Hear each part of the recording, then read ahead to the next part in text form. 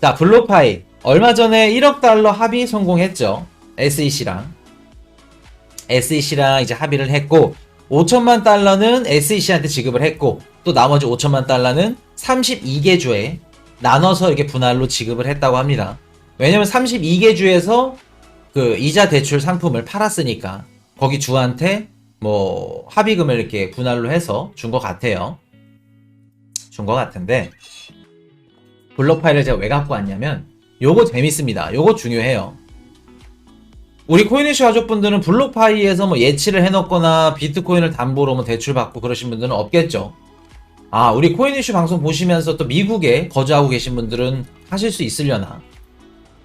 혹시 그 블록파이에 예치해서 뭐 담보 해놓거나 아니면 뭐 비트코인 담보 대출 받으신 분 1번 한번 찍어주세요. 물론 없으시겠지만. 자, 요게 뭐냐면 그 코인 이슈가 위험하다고 그 하지 말라고 말씀드렸던 거 그겁니다. 비트코인을 담보로 맡겨 블록파이에. 예를 들어서 비트코인이 지금 37,000달러죠. 하나에 4,500, 뭐 4,600인데 맡기고 한 3천만원, 한 2,500 정도. 2,500은 많다. 2천만원을 현금으로 받는 겁니다. 달러를. 담보를 그 해가지고 요거를 맡기고. 그러면 비트코인 가격이 뭐 한 30%, 40%, 한 60% 이상 빠졌다. 그러면 자동 청산되는 겁니다. 블록파이가 시장에 팔아버리는 거예요. 뭔 말인지 아시겠죠? 그러면 나는 2천만 원만 갖고 비트코인은 날리고 청산당하는 겁니다.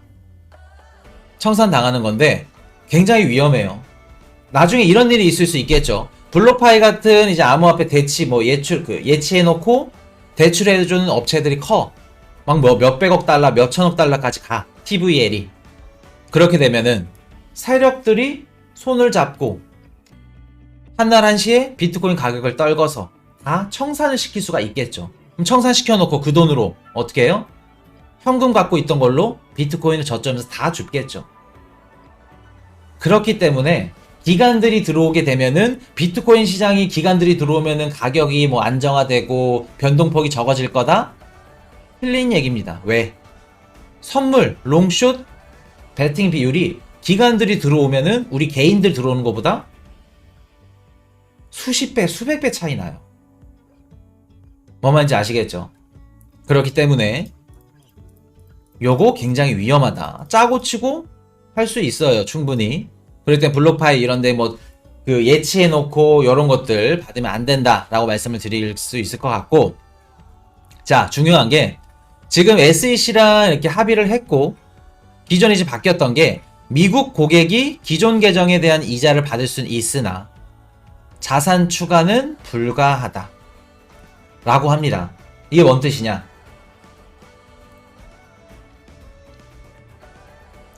기존 계정에 대한 이자를 받을 수는 있대. 기존에 블록파이에 예치를 해놓고 달달맞이 뭐 한 10% 정도 받는다고 합니다. 뭐 스테이블 코인 받고 아니면 뭐 비트코인 박아놓으면 뭐 한 7%에서 한 10% 정도 이자를. 당연히 은행 입장에서 꼴배기 싫죠. 자기 밥그릇 뺏어 가는 거니까. SEC 당연히 건드리죠. 그래서 지금 1억 달러에 지금 합의를 했는데 기존 고객은 이자를 받을 수 있고 자산 추가는 불가하대. 그럼 쉽게 말해서 뭐예요? 추가로 예치를 할 수 없다는 겁니다. 미국 내에서는. 근데 미국 외에서는 포함되지 않는다. 미국 말고 뭐 뉴질랜드, 뭐 러시아, 캐나다 다른 나라에서는 돼. 근데 미국에서는 안 돼. 라는 겁니다. 자, 요게 왜 위험한지 말씀을 드릴게요. 증권법 준수, 나서는 블록파이 새 상품 SEC에 등록한다. 자, 고수익 가상자산 대출 상품을 미국 증권거래위원회에 등록하기로 했다. 그러면서 1억 달러를 주고 SEC가 증권거래위원회에 등록해줘가지고 팔 수 있게끔 도와줬다. 그런 것들을 뭐 따냈다. 블록파이가 얘기를 하죠. 그래서 1억 달러 벌금을 SEC한테 5천만 달러, 32개 주에 5천만 달러 이렇게 냈고, 자, 그래서 뭐 초과 담보, 그래서 담보의 가치가 스테이블 코인의 가치보다 커야 되고 초과 담보를 하는데 초과 담보가 과도하게 설정됐다. 그래서 이를 이유로 1억 달러를 받아냈고, 자, 그래서 앞으로 어떻게 하냐? SEC에 그 주식으로 등록을 해서 블록파이 관련 보유 주식을 BIA에서 뭐 새로 등록하는 블록파이 일드 상품으로 이체할 수 있게 됐다. 이게 뭔 뜻이냐면 앞으로 너네 주식장에 주식을 거쳐서 예치를 해라 이런 식으로. 그렇기 때문에 우리 SEC에서 주식을 관할하니까 우리 관할 영역 내에서 거래를 하고 예치를 하고 이자를 지급해라. 그 얘기입니다. 쉽게 말해서 이거는 하지 말라는 뜻이에요. 자, 가상대출 플랫폼 관련한 첫 번째 사례 말하면서 뭐 블록파이가 좋게 얘기를 하죠. 자, 요거 정리 한번 해드릴게요. 블록파이 SEC한테 5천만 달러 부과했고 32개 주에 5천만 달러. 얘네들이 아까도 말씀드렸듯이 디파이 플랫폼입니다. 근데 이제 뭐 비트코인, 스테이블코인 이런 것들 가상자산을 예치하면 최대 10% 이자를 지불한다고 해요. 자, 그러면서 SEC 5천만 달러, 뭐 32개 주 5천만 달러 벌금을 지급한다고 하고 있고, 블록파이뿐만 아니라 지금 우리 뭐 보이저 디지털, 제미니 트러스트, 셀시우스 이런 큼직큼직한 디파이 프로젝트 기업들 다 조사 중입니다. 똑같이 블록파이처럼 벌금 뜯어 먹겠다. 너네 SEC 안에 규제 안에서 활동해라. 라는 거죠. 자, 지금 이 얘기인데. 자, 그러면 기존 미국 고객은 이자를 받을 수는 있는데 자산 추가는 불가해. 앞으로 신규 유저는 받을 수 없어. 미국 외 이용자는 포함되지 않는다. 자, 기존 고객은 오케이. 신규 유저는 안 돼. 미국에서 신규 유저 받을 수 없어.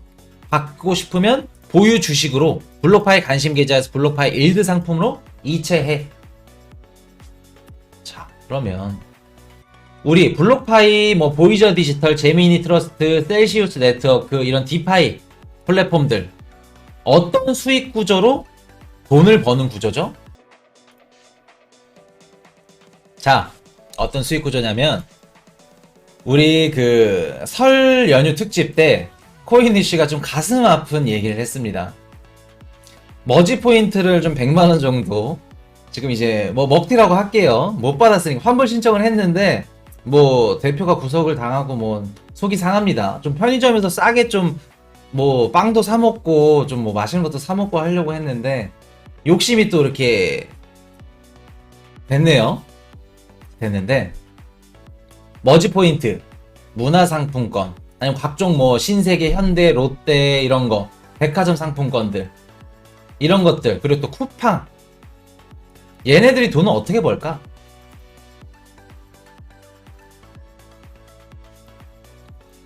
부자 부모님이 주위에도 200만원 날린 분 있으시다고. 진짜 그렇습니다. 남일이 아니에요.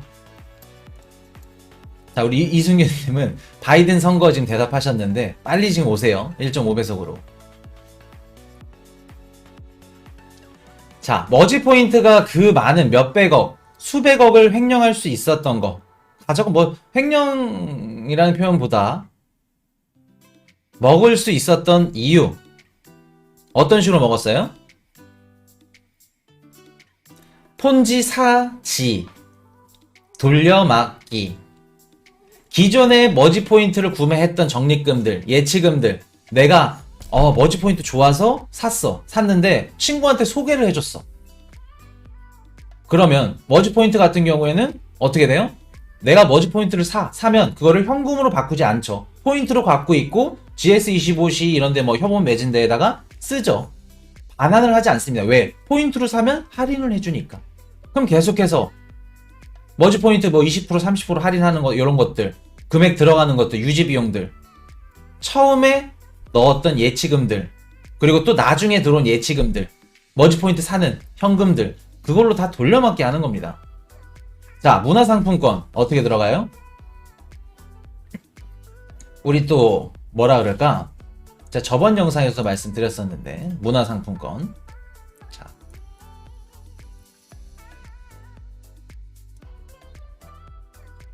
자, 문화상품권이 어떤 수익 구조로 번다고 말씀드렸죠?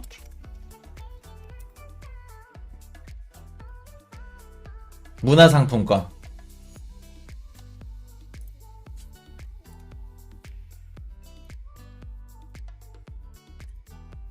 백화점 상품권도 마찬가지고. 어떤 효과?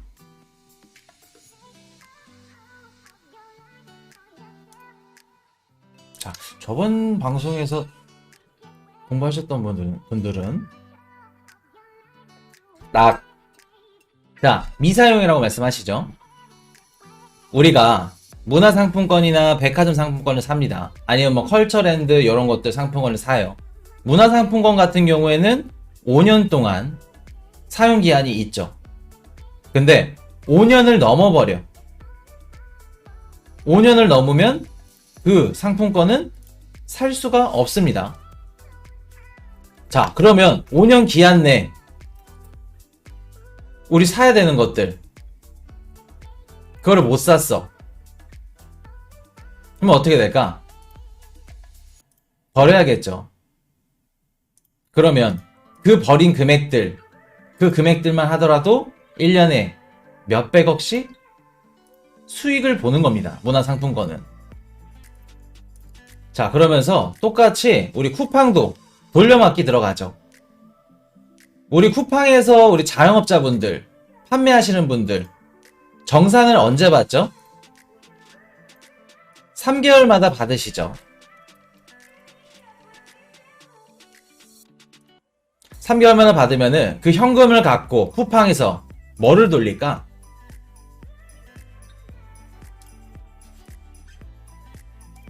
그 돈으로, 예치금으로, 현금으로 은행에 이자를 맡기고 아니면 시중에 돈을 갖고 돈놀이를 할 수도 있고, 그만큼 2달, 3개월 동안 그 정산해줄 그 대금들을 갖고 있으면서 돈을 굴릴 수 있는 겁니다. 쿠팡으로. 쿠팡 거기서.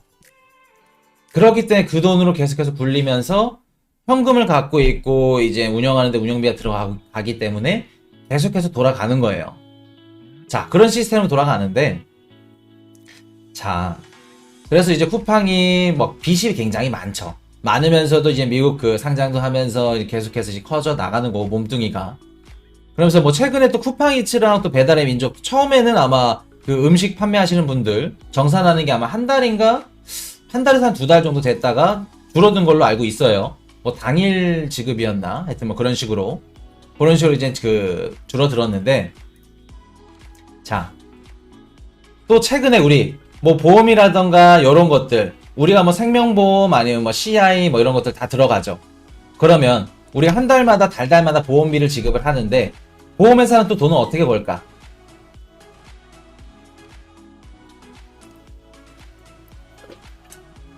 보험도 마찬가지입니다. 우리가 이제 계좌이체, 뭐 자동이체로 해가지고 한 달마다 달달이 보험비를 내죠. 그러면 보험도 그 현금을 갖고 돈을 불리는 거예요. 보험회사에서도. 예치하고 뭐 이런 식으로 다. 그래서 이제 금리 인상을 하게 되면은 이제 보험회사들도 같이 이제 뭐 관련 주가도 오르고 이제 서로 이제 뭐 먹고 사는 그런 식으로 가는 건데, 자. 머지포인트, 문화상품권, 각종 백화점 상품권 이런 것들 다 똑같습니다. 블록파이. 신규 유저 유입이 없다는 뜻은 어떤 뜻이에요? 기존에 예치를 했던 인원들, 그 사람들은 이자를 줘. 근데 뭐 비트코인이나 스테이블코인 박아놓으면은 8%에서 한 10% 정도 이렇게 줘. 그러면 그 이자를 주는 비용을 충당을 어디서 했어요, 지금까지? 새로운 신규 유저가 유입이 되면 그 유저가 박은 비트코인 암호화폐 자금으로 계속해서 충당을 했죠. 근데 새로운 유저 유입이 안 된대. 물론 미국에서 안 되겠지만, 다른 나라 뭐 해외에선 되겠지만. 그럼 블록파이 앞으로 어떻게 될까? 쉽게 말해서 머지포인트인데 돌려막기가 안 된다는 거예요. 신규 유저비 유입이 안 된다는 거예요.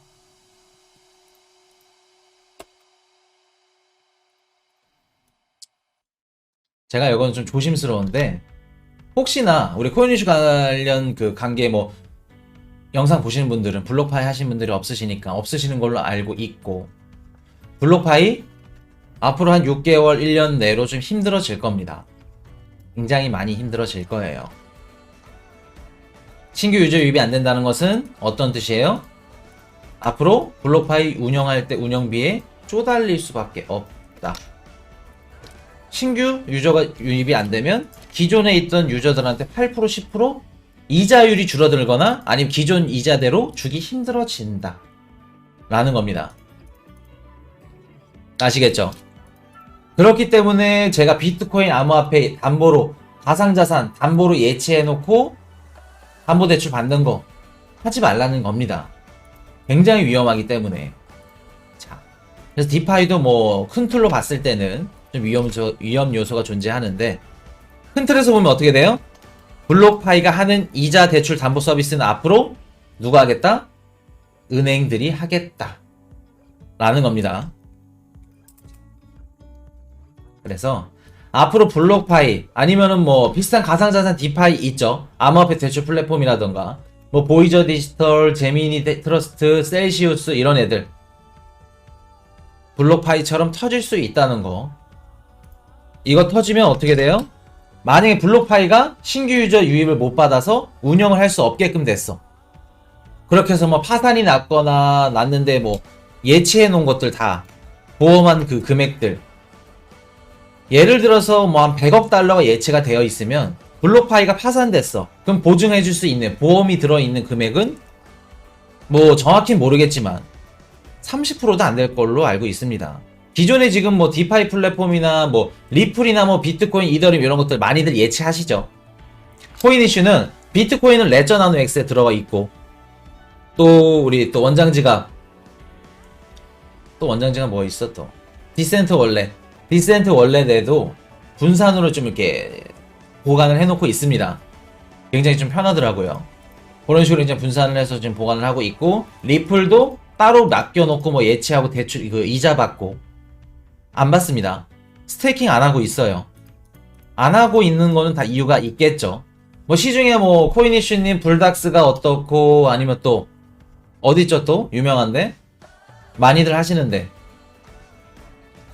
막 그 광고하고 막 하시던데 불닥스랑 또 어디죠?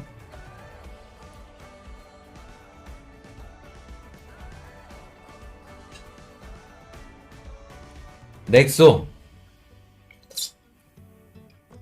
자, 불닥스, 뭐 넥소, 얘네들이 뭐 이런 업체들이 위험하고 안 좋다라고 하는 거 아닙니다.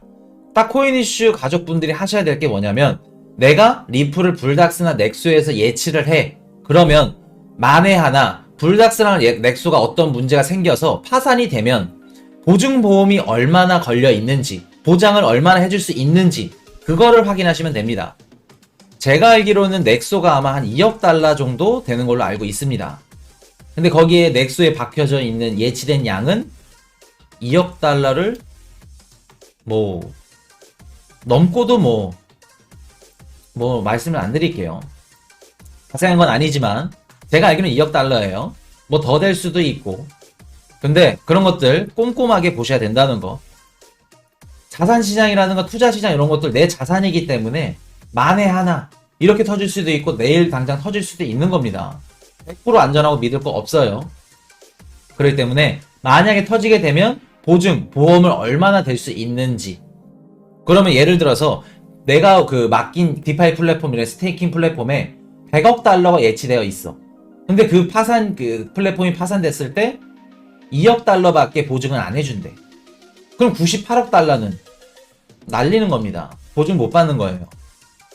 그렇기 때문에 안전하게 꼭 보시고 들어가셔야 된다는 거 아시겠죠? 요거 중요합니다.